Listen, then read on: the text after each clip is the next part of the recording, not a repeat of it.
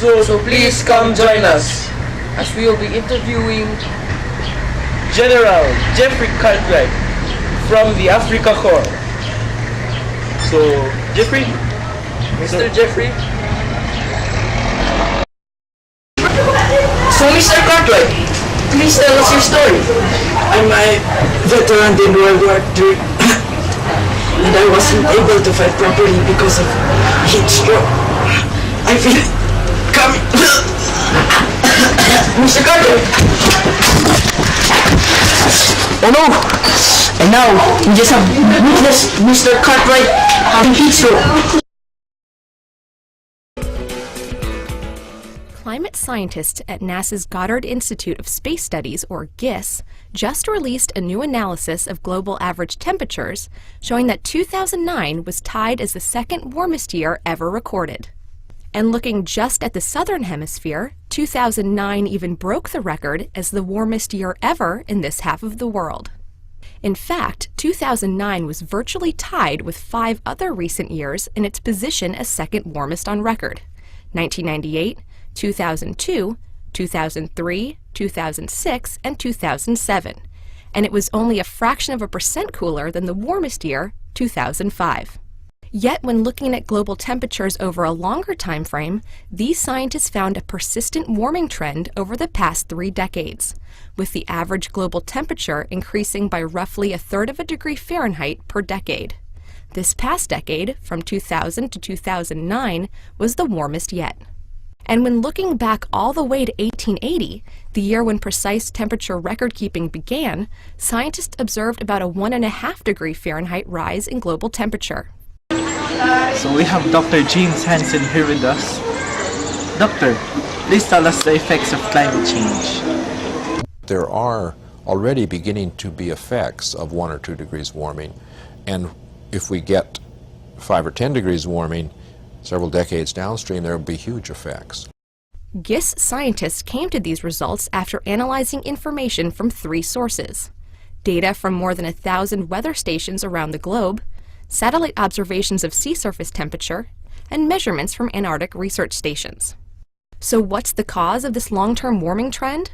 While there are several natural processes that can cause subtle climate warming or cooling, like variations in solar activity, fluctuations in ocean currents, and volcanic eruptions, climate scientists believe that the rising levels of carbon dioxide and other greenhouse gases are the dominant factor driving the rise.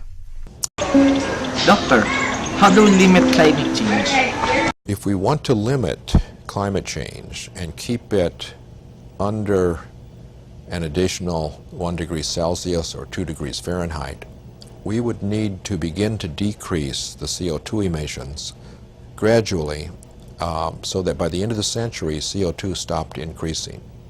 So while 2009's temperature may not have been the global record breaker, it is in line with the long-term trend, telling scientists that the planet is getting warmer.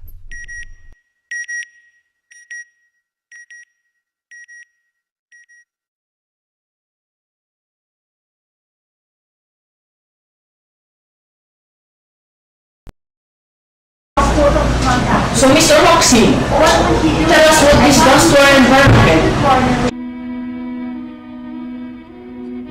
Life on Earth is possible only because a number of parameters lie in certain very narrow ranges. Some of these are clearly environmental, like the Earth has the right temperature and pressure to have liquid water.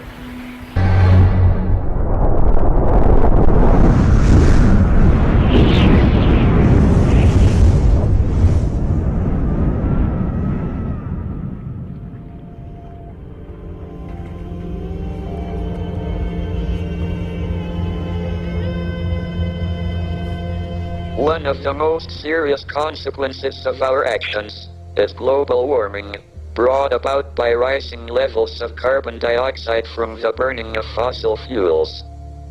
The danger is that the temperature increase might become self-sustaining, if it has not done so already.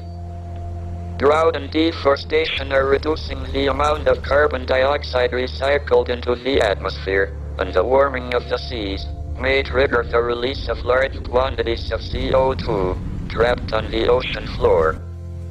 In addition, the melting of the Arctic and Antarctic ice sheets will reduce the amount of solar energy reflected back into space, and so increase the temperature further. We don't know where the global warming would stop, but the worst case scenario is that Earth would become like its sister planet, Venus, with a temperature of 250 centigrade, and raining sulfuric acid.